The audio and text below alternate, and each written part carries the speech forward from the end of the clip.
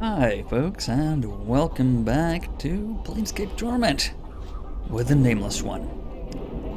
Well, has to be a first time for everything. We died last time, but nothing the Nameless One isn't used to, am I right? Anywho, we need to get back to the upper ward. All right.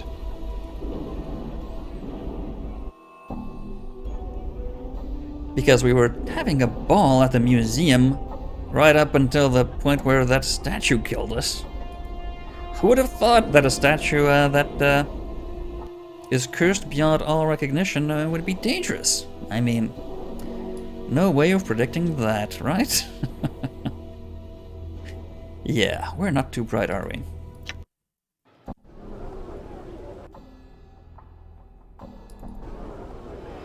All right.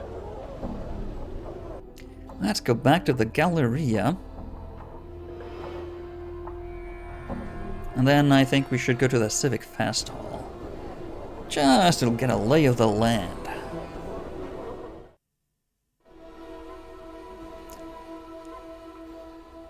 Huh, the statue is gone. All right. That is potentially not good.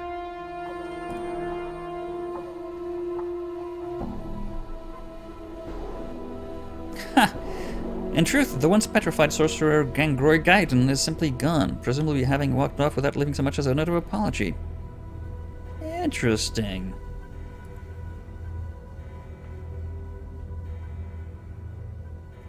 This is a portrait of a grotesque, hook-nosed old crone. The hag's flesh is a sickly blue-gray color.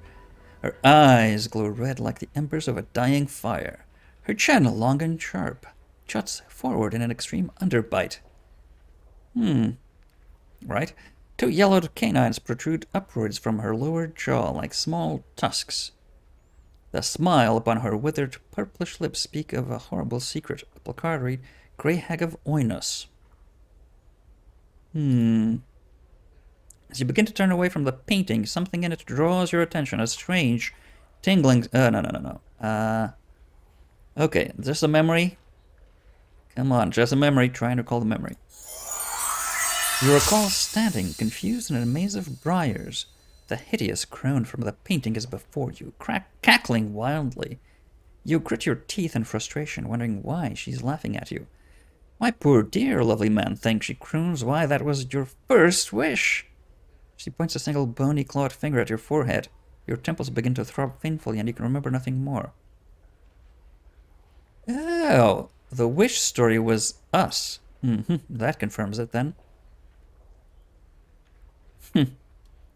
We wanted to know our name. This looks to be a subterranean landscape, a massive cavern interior filled with colorful, faintly luminescent, gigantic fungi. A placard reads, Veil Beneath Clangadin.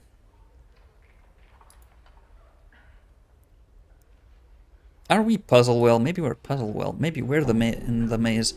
This painting is a dark cityscape, a far-away view of some giant sentient civilization being burned to the ground. The streets of the place are empty, however absent of soldiers, refugees, and even corpses. A placard reads, The Folly of Yudo.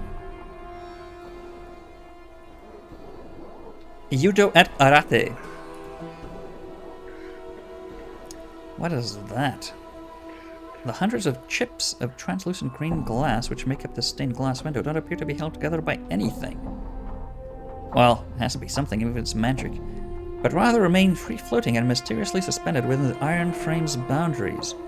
The shards ripple and move in slow waves, causing bizarre patterns to fluctuate across the window's surface, as various portions of it refract the Galleria's light in different directions. A small placard beside the window reads, Arcadian stained glass window. Touch the glass. You reach out to touch the undulating glass shards, but find you cannot do so. Your hand stops just short of the surface of the glass.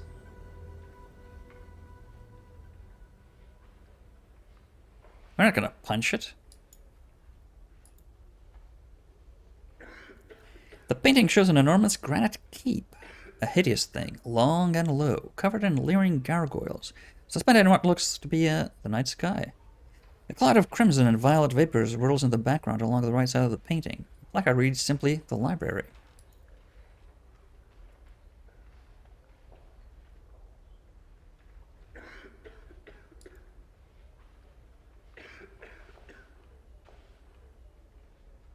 This painting depicts a shore scene with a wide reddish-orange sun setting behind a peninsula or large jetty. The scene, though unoriginal, is breathtaking. The play of the fading daylight across the water is captured perfectly.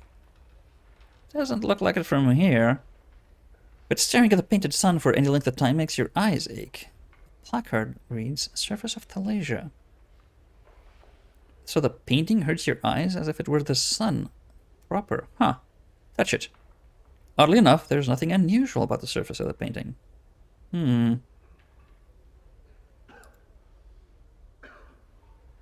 A set of 4 paintings which portray an empty beach in the dead of night.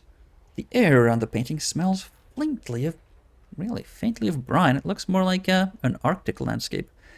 Or maybe a salt flats. And the painted sea seems to ebb and flow across the darkened shore. The placard reads, "Kata Suthran Shoreline." Sniff it. The surface of the painting smells strongly of sea air. What if you touch it? Place your hand on the painting, not knowing quite what to expect, but it is merely the texture of painted canvas that you feel beneath your fingertips. What about the flames? Come on, Morte, get out of the way.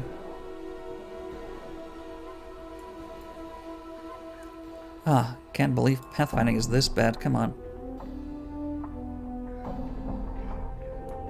Really? I have to manually select only him? Oh boy. Dark birds of Acanthus. Several shards of black crystal or ice swirl within the freezing wind that this ornate pedestal gives forth. Oh, that's shards. Floating like one of those skydiving simulator installations. Interesting. That just has a big fan underneath. Each shard looks razor sharp. Touching or grabbing one could be perilous. Placard on the pedestal reads, "Dark birds of Acanthus." Let's touch one. As you reach out to touch one of the whirling shards, your finger enters the icy wind that rises from the pedestal. Instantly, a coat of numbing frost forms around your finger, causing you to momentarily draw back. Touch one. You thrust your finger into the frigid, numbing wind. Unbeknownst to you, your forefinger freezes solid. As one of the black shards spins into it, your fingertip breaks off with a sharp crack.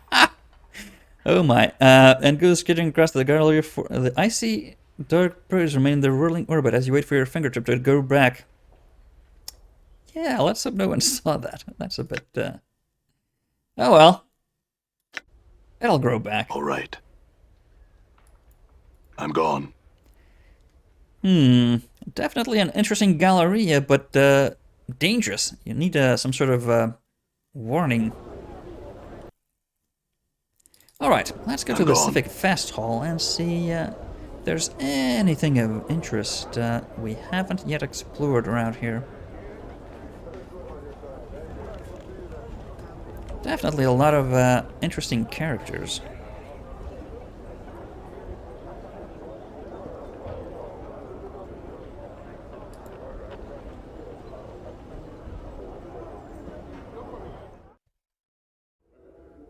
Civic Fest Hall. Jolmy, Splinter, oh, plenty of named characters.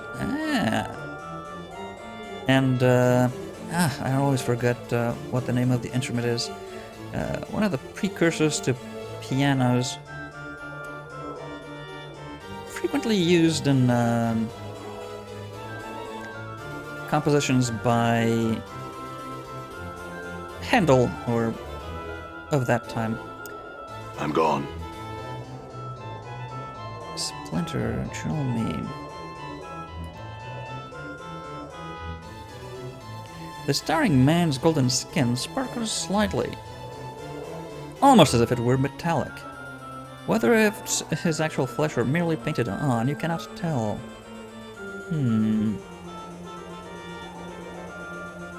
He regards you coolly as you approach, giving a respectful bow as you draw near. Welcome to the Civic Fest Hall, traveler. We are Splinter, doorman to the Fest Hall and priest king of Ur. Really? How may we help you? Well, he uses the royal we properly then. Despite this humble offer of aid, his voice is powerful and commanding, a deep and rumbling sound that resonates through the chamber. How can you help me? We do many things in this fine hall, traveler. We answer questions guests might have regarding it or its inhabitants. We direct both visitors and members of the Society of Sensation alike to the sensoriums or lecture halls. We also accept new members into the Society. Lastly, it is through us that purchases from the Society's vaults are made. Spells, items, and such. Aha. What could I buy? You must be a member of the Society of Sensation. Ah. Might I become a sensate then? In order to join the Society of Sensation, one must be willing and prepared to share their own experiences. 5 are required. 1 from each of the senses. Alternately, one may contribute a single experience that has strong elements from all 5 senses. These must be either new sensations or improvements upon our current stock. Should we find them acceptable, they will be placed in sensory stones and you, having become a sensate, will be taught the sensory touch. It will allow you to draw others' wounds onto yourself, healing them by accepting their suffering. Interesting. I want to become a sensate. First, what smell or experience involving it would you offer us? Well, actually, I'd like to contribute 1 experience that involves all 5 senses. I woke up not knowing where I was, on a cold, blood-slicked iron slab in the bowels of the mortuary, a place where only the dustmen or the corpses in their care have seen. My entire body reeked of embalming fluid, but even the smell of that was not enough to match the coppery scent of gore around me. Is it coppery? I thought it was irony. Dozens of bodies lie on countless bloody slabs like the one I rose from, all in the process of being gutted, flayed, and the like by nightmarish clockwork devices, for reasons unknown. The only sounds were the squeals of labored metal and the unsteady tread of undead workers as they pushed the slabs about the mortuary on rusted iron tracks. He nods. A disturbing experience. Indeed. And I even left out the part about chattering skull that flew at me as soon as I was upright. Will it suffice, Splinter? Yes, we shall go to an empty stone now to record your experience. You then shall be granted access to those privileges allowed only to members of the Society of Sensation, as well as taught the sensory touch. Oh, okay, let's record your experience and learn sensory touch. We welcome you into the Society of Sensation, traveler. May further journeys and experiences pave your road to the great truths of the multiverse. Thank you, Splinter. Cowabunga! We would be pleased to answer what questions we can, so long as they pertain to the festival or the Society of Sensations. Right. Tell me about the festival. It is one of the largest buildings in Sigil, fitting as it is home to the Society of Sensation, the city's largest faction. It holds the sensoriums, lecture halls, training chambers, and such for visitors and members of the society alike. Tell me of the Sensations, Society. The core of the Sensate's belief is that the multiverse can only be truly known through the senses. So if I answer the census, the demographic, oh no, not the census, the senses, right. If one cannot sense it, then a thing isn't. I think, therefore I am. In this case, I feel it, therefore it is. If one cannot sense it, then a thing isn't. Right. Well, only through experience, through experiencing all the sensations to be had, can the full truth of the multiverse be revealed. The Society of Sensation, then, is where experiences gather and are shared with others, usually via the sensoriums.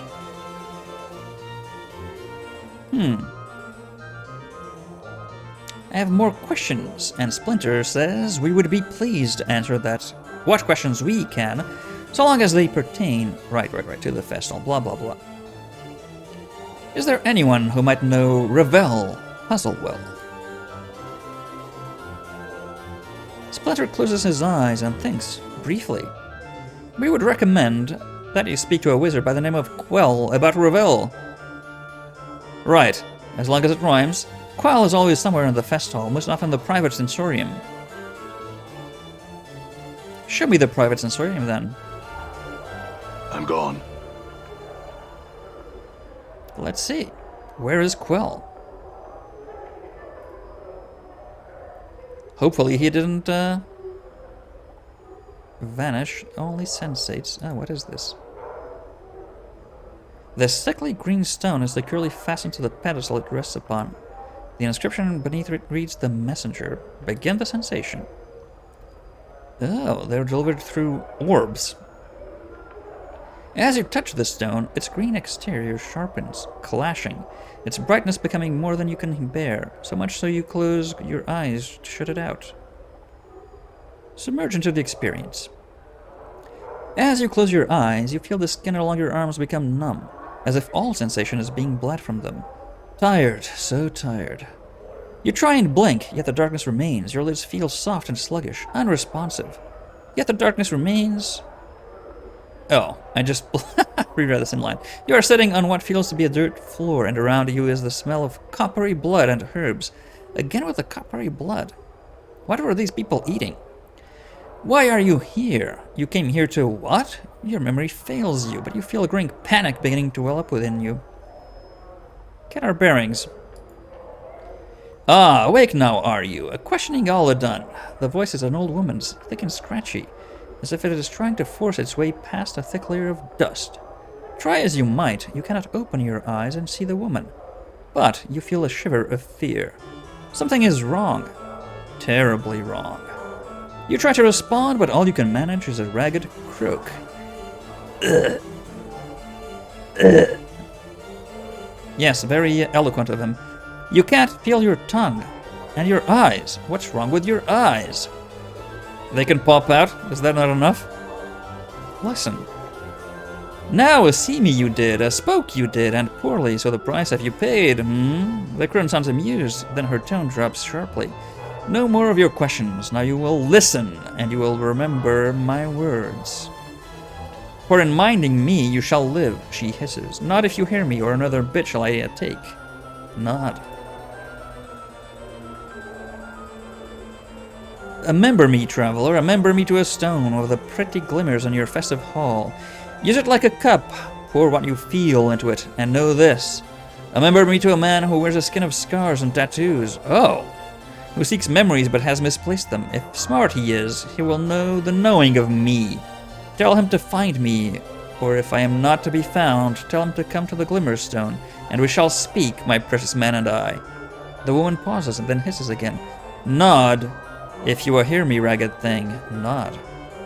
Ah, pretty polite will listen so long. When he comes to the Glimmerstone, tell the man to speak my name. And your pain shall not be in vain. The crone's voice trails off as if distracted. You try to speak again, but there is only a sick, gurgling noise. Ugh. What happened? Who is this person? Why are you? And you begin to feel yourself slip into unconsciousness. Alright, let's name ourselves. Ravel! Ravel, it is I! Updated my journal. There is silence. Ravel! Ah, my precious man, there is the slow shuffling of feet, and you feel a sharp pinprick in your left eye. You gasp and suddenly, barely, you can see. With your one and only eye. You lie in a grey hut upon a dirty floor, where blood, your bright-eyed red blood, has seeped into the surrounding grey dust. Your arms are gone, your legs have been hacked off at the knees, yet you feel numbed, and there is no pain. Only fear. Fear.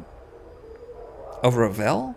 I mean, we are lacking limbs, but nothing unusual for our experience, it seems.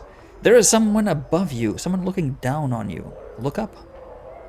As you look up through your bloody, blurred vision, you see a horrid, bluish-gray face, grinning with yellowed tusks. Ravel is pleased, wondering I was if this messenger would make it. For weak he was when his bits were placed on my plate. Now she's Yoda.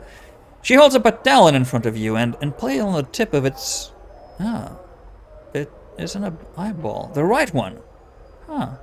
Yet to the festive hall he returned it, as seems, and are to time together has he shared? And now you have come, success. Well, I have questions. The crone shakes her head, your blurred vision seeing 3 images at once, her grayish hair is like brambles drifting down her shoulders. No, only time for answers does Ravel have, and she has no time to waste with your guess questions. Know this, and in the knowing grow strong. You must find me, my precious man. But how? Updated my journal. Shh, I am beyond knowing in a lady's place. Now shh and listen to Ravel, for there is much you must do to find me. 3 things must you do. Find the door, know the key, then unlock the key. So it's a dimensional portal, I guess, and a random object I need to find that needs something to make it work, right? Unlock the key? Knowing the key is not enough, Sir Ravel thinks. Knowing it and unlocking it, 2 tasks that must be joined, for its times. A thing knows not its nature. But you are no stranger to that. Ravel cackles a long, hideous cry that fills your ears with pain. Great, love her laugh.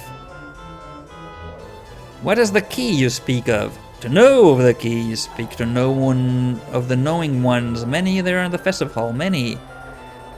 Some more here knows. Yet only one there knows the knowing of that the key is what you need. Knowing of the knowing, the know, you know the knowing.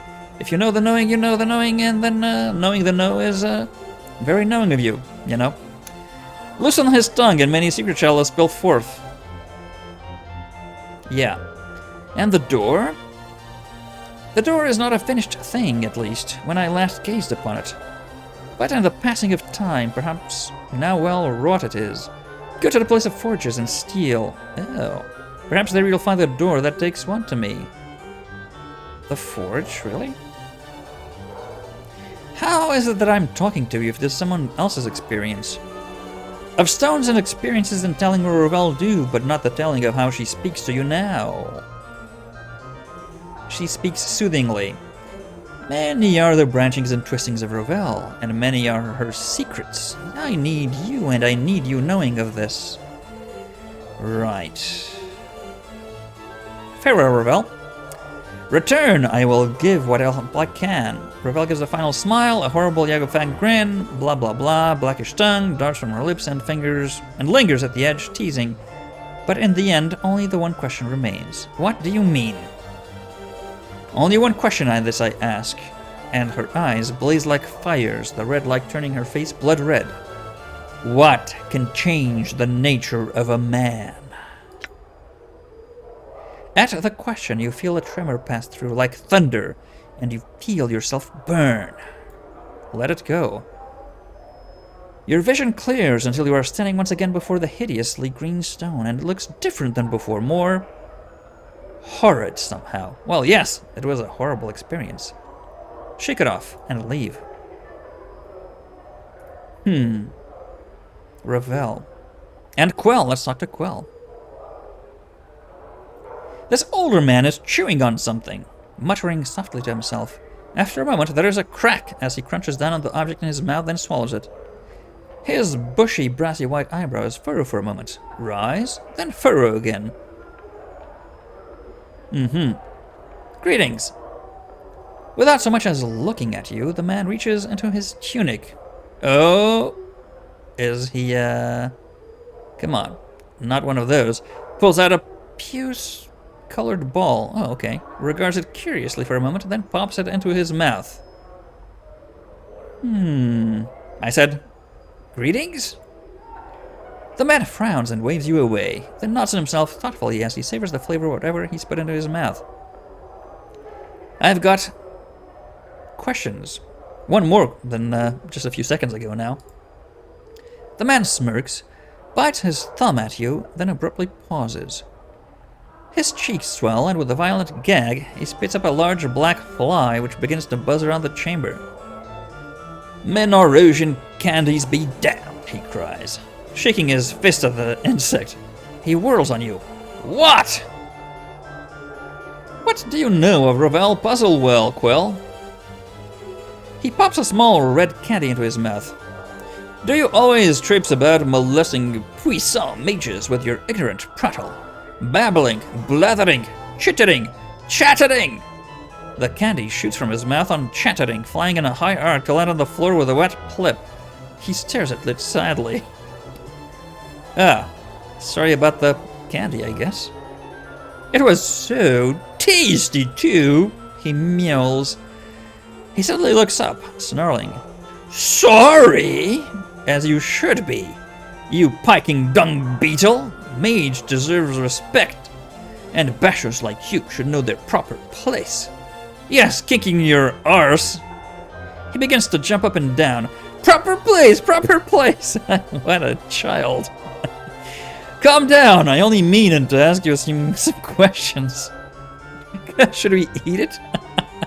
Maybe that sounds dangerous. I only mean to ask you some questions. I care not, you yeasty, beef-witted pignut. How old is this guy? His eyes bulge out, he jabs at his finger at you.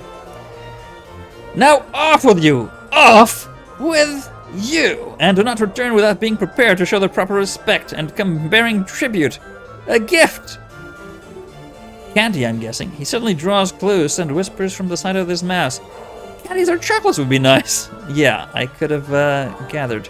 But nothing common, mind you. Bring something exotic. Now be gone. Fine. Updated my journal. We'll find some candy. Man, what a child. What a child. What is this thing? Another sensory stone. The inscription around the base of the sensory stone indicates that it holds the experience. Week-long hunting trip across the forest of Arborea. You're standing in a circle of white tents deep in the woods somewhere. The trees around you are, by far, the largest you've ever seen. Suddenly, though, there's an odd prickling sensation at the back of your skull. Your surroundings melt into a colorless smear, then slowly resolve into what looks like the interior of a large gray sphere. Across from you stands a figure almost identical to yourself. His eyes flash into half-darkness. A mad smile splits his features. I knew you would come. Who are you? Oh, don't you know? Didn't all these filthy, lying, thrice-be-damned journals tell you who I am? Those journals that were so conveniently left for me when I awoke? Those journals that called me an incarnation? Burned them all, I did, all that I found. So you're one of my earlier incarnations. He crosses his arms and looks away. If you'd put stock in such trash, yes. What do those lying journals say? They spoke lies, lies, lies, and nothing more. Filth about a man who forgets himself, other incarnations, of preserving their experiences in writing so later lives could benefit. Thieves! It's my life. Mine. My precious. You all want to steal my body, and you won't have it. Where am I, then? Oh, this! He gestures around him, snickering. Just a little trap is all. I realize that killing you body thieves might not be enough. I might have to trap you, ensnare you for eternity. You may have realized by now that there's no way out of the sensory stone. Your mind is locked here. You'll note the rather sparse surroundings I've left for you. All the help to madness, said in good and quick while your flesh rots away. Yeah.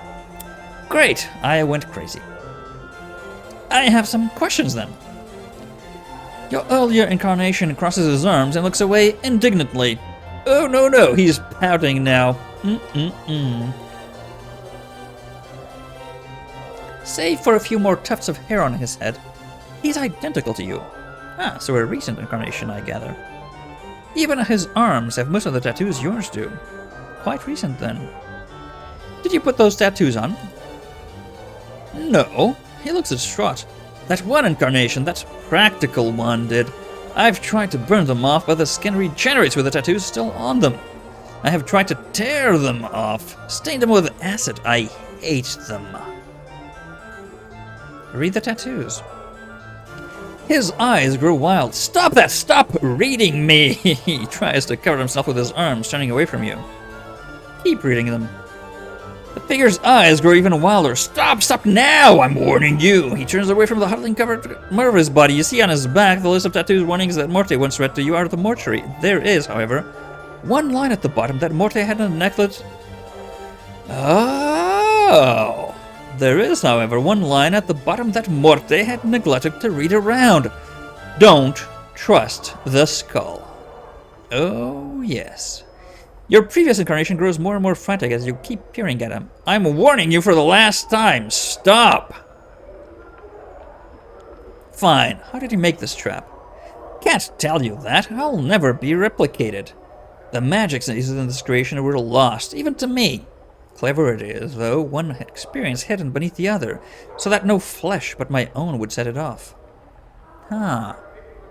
So, an onion of experience. You know, because of all the layers. Yes, it's very poetic. But if your flesh sets it off, wouldn't that mean that I'm you? You've trapped yourself. I've trapped myself, don't you see? But that's not that you're one of the... I thought I put in, safeguards. How could I be so foolish? He wrings his hands together, biting his lower lip. How to get out? How? I've forgotten. Wait, am I the only one who can release you? And that I will not do. If you are I, then you can release yourself. Let's do that then. Interesting. Interesting. So we cannot trust Morte, is it? Hey, what's eating you, Chief? Morte. Just a quick check. Mind just reading on my back again? Oh, come on, Chief. Don't tell me you forgot that again. Yeah, Morte. Just refresh my memory. Bet I'm going to be hearing that a lot. Morte clears his throat. Let's see. I know you feel like you've been drinking a few kegs of Styx wash, but you just need to center yourself. Among your possessions is a journal that'll shed some light on the dark of the matter. Payrod can fill you in on the rest of the chat, if he's not in the dead book already. Keep going. I will, hold on. Alright, here's the last bit. Don't lose the journal, or we'll be up the Styx again, and whatever you do not tell anyone who you are or what happens to you, or they'll put you on a quick pilgrimage to the crematorium. Do what I tell you, read the journal, then find Payrod. And then? What are you talking about, Chief? There isn't any more. Uh-huh. What about, don't trust the skull? Updated my journal. Oh, that bit at the end. Well, I figured it was a wash, so I didn't read that out loud. Says Morte. Yeah. Really? And what do you think it means? Do you think it refers to you? I doubt it. I mean, you can trust me, right, Chief? Are you lying to me, Morte? No, come on. What's your problem, Chief? I haven't steered you wrong yet. I don't like the fact you didn't read me that line, and I'd like to know what else you've neglected to mention since we've been traveling together. Nothing! I told you everything. Well, almost everything, but nothing, you know. Dangerous. If there's anything else, Morte, I suggest you tell me now. Chief, seriously, there's nothing else. I wouldn't hold out on you. Yeah. I hope not. I definitely don't trust him now. He's definitely keeping something back from us. The base of this aquatic blue stone has been sculpted so it appears to have melted into the pedestal it rests upon. A stream of perfect azure tears drip down the sides, framing the inscription beneath the pedestal. Longing. Begin the sensation. As you place your hands upon the stone, its surface ripples beneath your touch. A chill washes over your arms, like plunging your hands into a mountain stream. Submerge into it. As you close your eyes, you blink and reopen them. Your eyes are brimming with tears, and you are overcome with the terrible sensation of drowning. As the sensation rolls through you, there is a stirring in your breast, a hunger, poisonous like a serpent, biting into your heart, until you feel as if your breast will explode. You want desperately to steady yourself, focus, but all that comes to your eye is tears. Wipe away your tears. You raise your hand to wipe away your tears. Your hands are soft, delicate woman's hands. They brush the stray tears from your cheek, because yeah, of course, if it's something about crying, it's going to be a woman. Was this written in the 19th century? And you cup them in your hands, each of the tears like jewels shimmering in the lights. Turn to examine the lights. The lights are cast by the candle globes that drift through your sanctuary. You have come to this place to gather your thoughts, to reflect on the past, with an eye toward the future. Just the one? So you're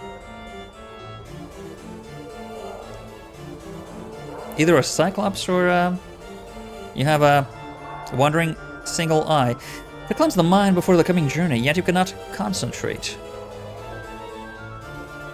Your thoughts remain in the present, trapped here by the terrible feeling that writhes in your breast. Silicone? What did he mean? Close your eyes. You close your eyes, but his words echo in your mind 100, 1,000 times. Will he ever return? The sound is a whisper, an echo. Only you. Only you. Yet you hesitated at the brink of time's door, and he must have thought you were afraid to go. But you were not. You were afraid to stay. And the fear, the serpent, writhes in your breast again, its fangs biting into your heart, filling it to bursting with its poison. The tears come again, running down your cheeks in streams, his words echoing. Only you, only you, only you, only you, only you. That's not annoying at all. Your eyes snap open. It is his voice. You whirl and you gasp. He stands powerful in the shadows, and he strikes into the light of the drifting candled globes, and you feel the serpent writhing and dying. He returned, his face stern, but somewhere in those features you can almost see his pleasure at seeing you. After all, he returned, for only you can help me, Dayanara, but it was wrong for me to ask for your help. Ah, this is Dayanara, the crybaby, of course. You speak, Dayanara, yet you, it is you, gray-skinned like a statue, striding from the light. Are you that scarred?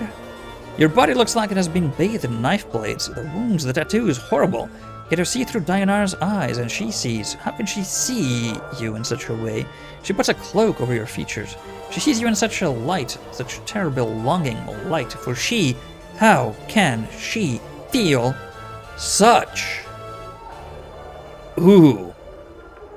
Foreboding much. Try to refocus, brace yourself, and hold on to it.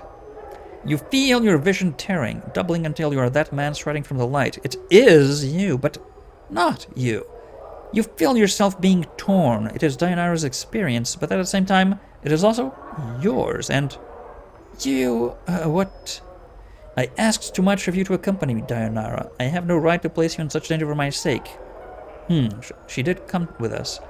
It is your words, but they are a surgeon's word.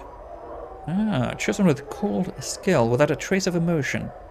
With every word, you feel yourself sneering inside, knowing what the stricken girl will see next through her longing-stained eyes. And who are you, that person, that man twisting her with your words, not knowing how powerful they are to her? Like bolts from a ballista, piercing her breast. Yet she sees only relief at your return. How can she feel, and not knowing you mean to? I have come to ask your forgiveness, Dayanara. I shall return to you as soon as I am able. Maybe we will. Your vision tears again, doubling and bleeding until you are facing yourself again, trying desperately to speak, so we're Dayanara again. To warn Dayanara that this is not a man, but a creature that kills for his own needs. He doesn't care about you, Dayanara. You are a tool to him, a tool he needs to... But Dayanara speaks, and you can't stop her. I would place myself in 1,000 dangers, embrace eternity for you, my love. I am not afraid. Listen to me.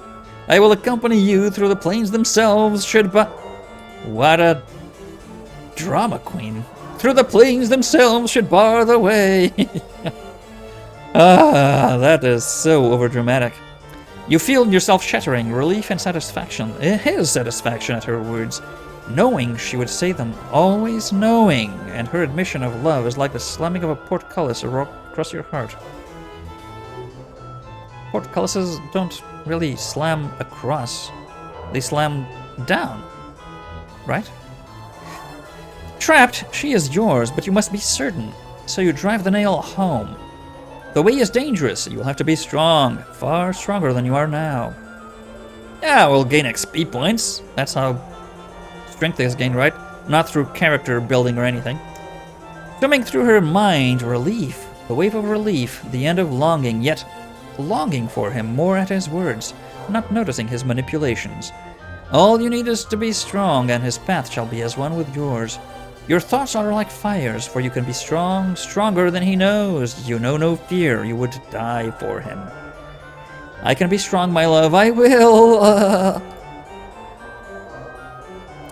I don't really like this Dayanara character. She's, I'm not sure if she's too full of herself or pathetically codependent or something. Her words slide off of him like water. The serpent in her breast, the one piercing her heart with its poison, has been replaced by his serpent.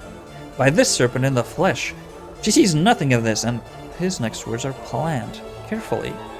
So carefully. I can't say if we'll succeed, Dayanara, but I'll do my best to protect you. Ha! And I will expect nothing less of the same from you.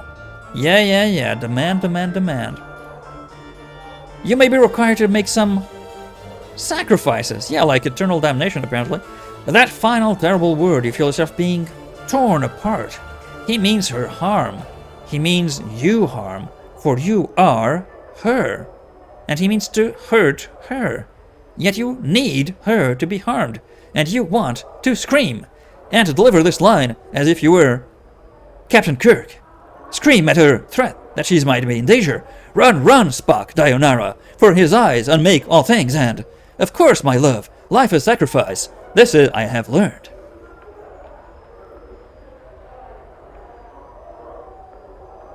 Yeah, who wrote this? You, she, her, you speak the words, and in it, you feel yourself dying inside. Yes, we are both of us. Yes, we are the duality of, whatever that is, humanity?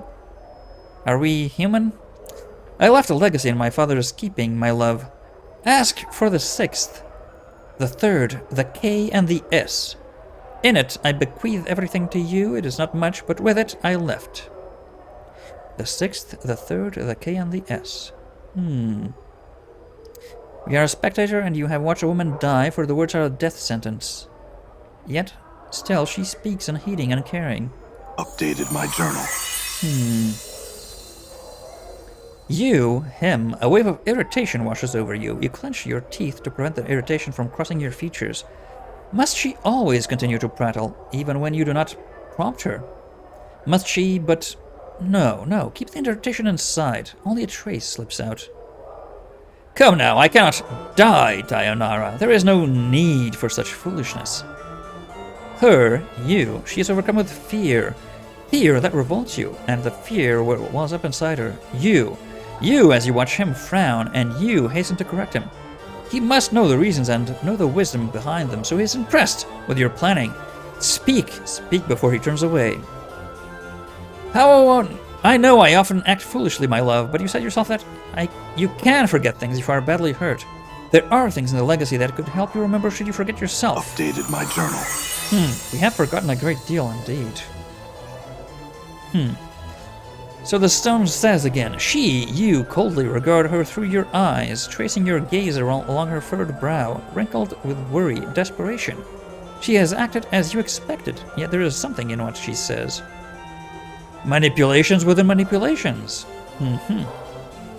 Perhaps, yet I know nothing in this legacy is of value. I do not want you to leave any things here in some safe that Could be of some use on our journey. Her illusion is shattered.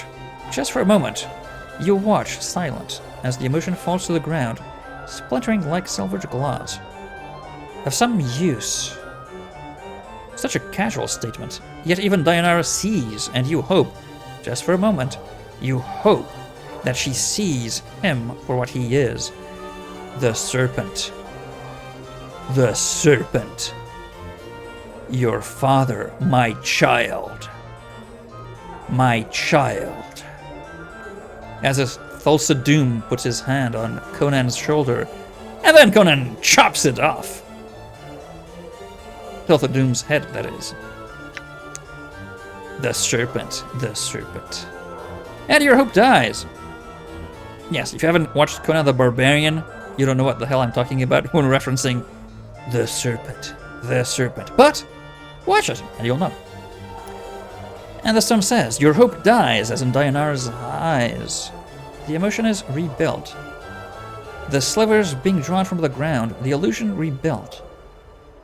Broken but rebuilt. Like the T-1000? But the slight sliver of pain remains. He thinks you have done something foolish. Yet you did it for him. You must make amends. But how? You must convince him that the legacy is unimportant. But it isn't. It isn't. It's everything. Well, we don't really know, but sure. The legacy, my love, it just has a few things to help you remember. The scythe of words falls on Dayanara so quick, so sharp, you cannot follow its arcing path. A legacy? The things you do, Dayanara, such romantic gestures, no matter. No, you, Dayanara, you have driven him away again. So dramatic. Like you did the night before. You feel the serpent stirring again, reborn, curling around your heart. There is the softest of hisses, yet he does not hear. Would you wish to leave a legacy, my love, for yourself, or for anyone you would want to? It might help you remember if you left something for yourself, or for the ones you loved. The word scythe falls again, terrible and swift. Yet this time, the illusion holds, and the serpent is cloaked. So we are now hidden again. The serpent is cunning, and it shall not reveal itself until it strikes. So the legacy is a trap we set for ourselves. When we ask for a wish to know our name, we immediately do not want to know it again. It is an unbroken cycle of something. A legacy for yourself, not likely. The things I would leave for myself would not be safe in some advocate's... Well, we have been to the advocate's office, Dayanara, but enough of this. I must leave. That's a reference to her father. He is leaving. You must make him remain, and the experience swirls around you, terrible, the spiraling toward the final scene. The question she wants to ask. Don't ask it, Dayanara. Don't ask it. Be silent. Be silent. My love, before you go. Does my ass look fat? That is the end. The question you never should ask if you don't want the answer to that. His anger, his irritation, what now, girl? What now, you mewling banshee? Before I go, it looks like I'm no longer in danger of that. Come on, Dayanara, these questions wait for the morn. There is much. She is desperate. She's desperate, drowning. Say it. You speak it. Do you want to come? Do you want me to come with you, my love? That was the question she should have asked. The rush of emotion dies in your mind. This is the end. The words her, he, you are about to speak are true, but the truth is not the truth she sees. There are no lies, only cold calculations. Well, the cold calculations aren't true. Still a lie. Of course, he wants you to come with him, Dayanara. You understand it clearly, too clearly. He has invested too much in the poor girl to let her go. Aha. So she was a part of the machinations in some way. She needed to come with us. She is now trapped.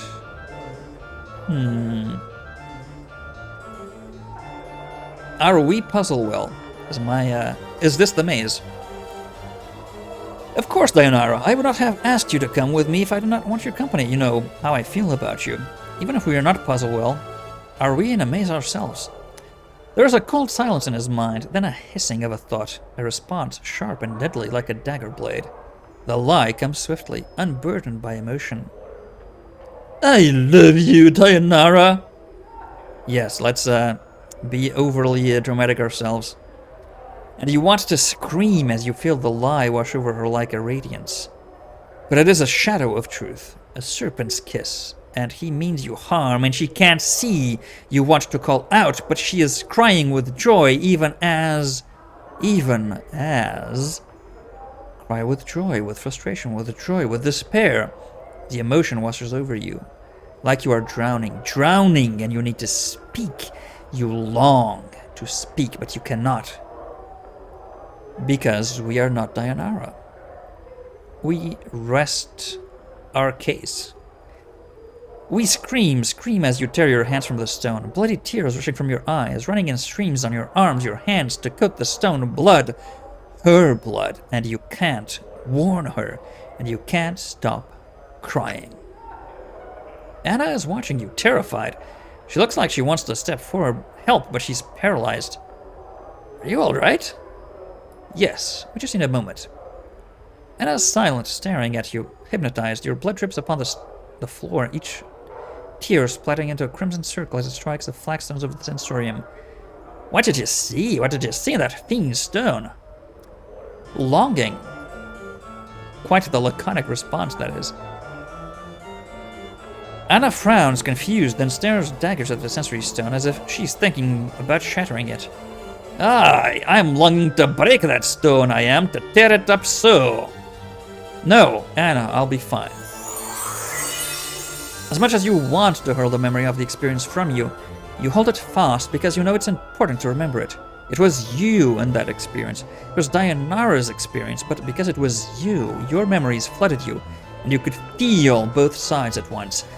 Feel the dark side, yes.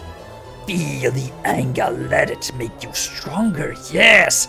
We were the serpent. Who were you? Who was that shade of you? Feel the anger. Turn from the stone and leave. I think we're going Sith. It's definitely a possibility if only there were cross IP in here somewhere, but there isn't. Quite the sensorium. Quite the sensorium. And we know better than to trust Morte. He was never, the trustworthy type in appearance, but now we are sure. Now we are sure. Let's have him walk directly behind us to look at his warning tattoo indefinitely, shall we? That could be a sort of a slow mental torture. Who knows, he might actually go even crazier than he already is. But all of that is going to be next time. Until then.